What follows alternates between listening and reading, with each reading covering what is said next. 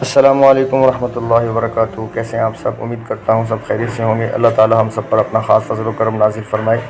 آج ایک نئی ویڈیو کے ساتھ آپ لوگوں کی خدمت میں حاضر ہوں۔ آج کی ہماری ویڈیو کا ٹاپک ہے بیٹی۔ اسلام کی روشنی میں، قرآن و حدیث کی روشنی میں بیٹی کا کیا مقام ہے، بیٹی کی کیا عزت ہے، بیٹی کا کیا مرتبہ ہے، اور اس کے ساتھ ساتھ ہم اپنی اس ویڈیو میں اپنے ان خوش نصیب مسلمان بہن بھائیوں کے لیے وظیفہ لائے ہیں جو بیٹی کی چاہت رکھتے ہیں۔ بیٹی پیدا ہونے کے لیے ہم ان کو وظیفہ بتائیں گے ویڈیو کے آخر میں، اور میں نے ان کو خوش نصیب کیوں کہا ہے یہ ویڈیو میں آگے چل کے پتہ چل جائے گا۔ انہی خوش نصیبوں میں سے ہماری ایک سبسکرائبر ہیں جنہوں نے ہمیں اس وظیفے کے بارے میں پوچھا ہے کہ بیٹی پیدا ہونے کے لیے کوئی وظیفہ بتا دیں۔ تو چلتے ہیں اپنی ویڈیو کی طرف۔ اسلام سے قبل آپ لوگوں کو معلوم ہوگا بیٹی پیدا ہونا ایک بہت بڑی گالی سمجھا جاتا تھا۔ بیٹی پیدا کرنے والی عورت کو منحوس سمجھا جاتا تھا، برا بھلا کہا جاتا تھا، اور بیٹی پیدا ہونے پر والد جو ہے وہ ذلت اور شرمندگی انسلٹ فیل کرتا تھا۔ پھر اللہ رب العزت نے انسانیت پر احسان فرمایا، کریم آقا علیہ السلام تشریف لائے، اسلام کی تعلیمات سے آپ نے انسانوں کو بتایا کہ بیٹی کی کیا عزت اور کیا عظمت ہے۔ صرف زبان اطہر سے نہیں بلکہ اپنی عملی زندگی سے بھی حضور نے ہمیں تعلیم دی۔ اس معاشرے میں جہاں بیٹیوں کو زندہ دفن کیا جا رہا تھا، کریم آقا علیہ السلام نے ایک نہیں، دو نہیں، تین نہیں، چار شہزادیوں کی تربیت فرمائی۔ چاروں شہزادیوں کے نام برکت کے لیے سن لیجئے۔ بڑی شہزادی سیدہ زینب، پھر ان کے بعد سیدہ رقیہ، پھر ان کے بعد سیدہ ام کلثوم، پھر آخر میں سب سے چھوٹی شہزادی سیدہ فاطمہ الزہرا رضی اللہ تعالی عنہن و سلام اللہ علیہن ہے۔ سرکار کی سب سے چھوٹی شہزادی، سب سے لاڈلی شہزادی سیدہ فاطمہ، ان سے حضور کی محبت تو زمانے بھر میں مشہور ہے۔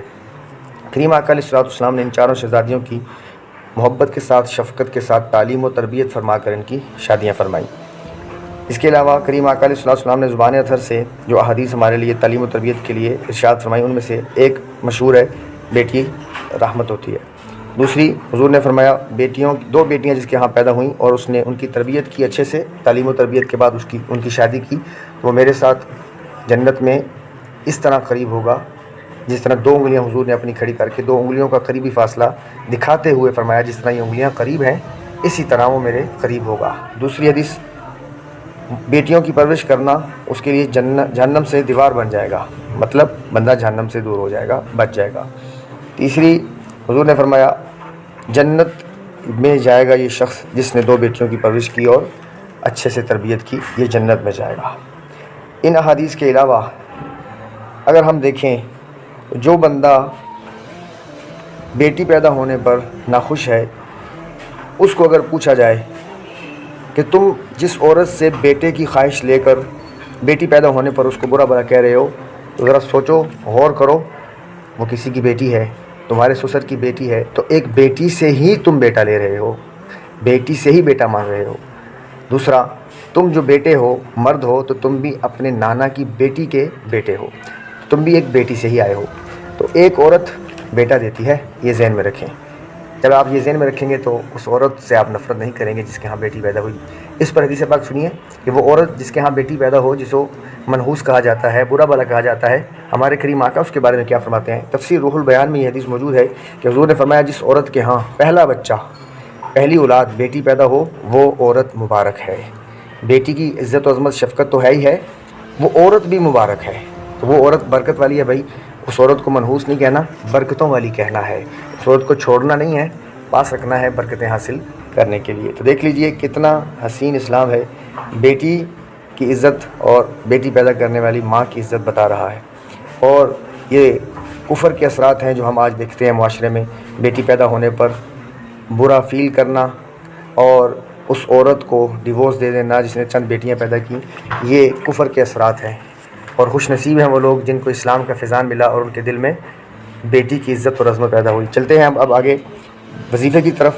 سورۃ آل عمران آپ قرآن کی فہرست میں دیکھ سکتے ہیں، اس سورت کی آیت نمبر 35 اور 36 میں سیدہ عیسیٰ علیہ السلام کی نانی جان کا ذکر ہے، جب ان کی بیٹی عیسیٰ علیہ السلام کی والدہ حضرت مریم سلام اللہ علیہ پیدا ہوئی، تو یہ آیت یہاں سے شروع ہوگی، وَإِذْ قَالَتِ امْرَأَتُ عِمْرَانَ رَبِّي، یہاں سے یہ آیت شروع ہوگی۔ یہ آیت اور اس سے اگلی آیت آپ نے صبح شام 11 مرتبہ پڑھنی ہے، اول آخر درود شریف لازمی ہے، یا ہر نماز کے بعد 3 دفعہ پڑھ کے آپ نے دعا مانگنی ہے کہ یا اللہ اپنے ان نیک اور محبوب لوگوں کے صدقے مجھے بھی بیٹی جیسی نعمت اور دولت عطا فرما۔ کریم آقا علیہ السلام کی بتائی ہوئی تعلیمات کو بھی اللہ کی بارگاہ میں وسیلہ بنائیں کہ تیرے محبوب نے بیٹی کی اتنی عزت اور عظمت بیان کی ہے، تو لہٰذا مہربانی فرما حضور کی شہزادیوں کے صدقے مجھے بھی ایک شہزادی سی پیاری سی بیٹی عطا فرما۔ دعا ہے اللہ رب العزت ہمارے ان تمام مسلمان بہن بھائیوں کو بیٹیاں عطا فرمائے جو دل میں چاہت رکھتے ہیں، اور جن کے دل میں چاہت نہیں ہے اللہ تعالیٰ انہیں چاہت عطا فرمائے بیٹیوں کی۔ اور یاد رکھیے گا، اگر ہم اسلام کے مطابق عورت کو، بیٹی کو، بیوی کو اس کا مقام دیں، اس کی عزت دیں، اس کی محبت اور اس کی شفقت دیں، تو یہ عورت مارچ جیسی برائیاں ہمارے سامنے کبھی نہیں آئیں گی۔ عورت مارچ جیسی برائیاں اسی لیے آ رہی ہیں کہ ہم نے عورت کو اس کا وہ مقام نہیں دیا جو اسلام نے دیا ہے۔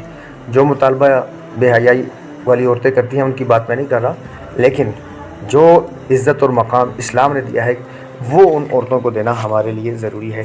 دعا ہے اللہ تعالی ہم سب کا حامی ناصر ہو۔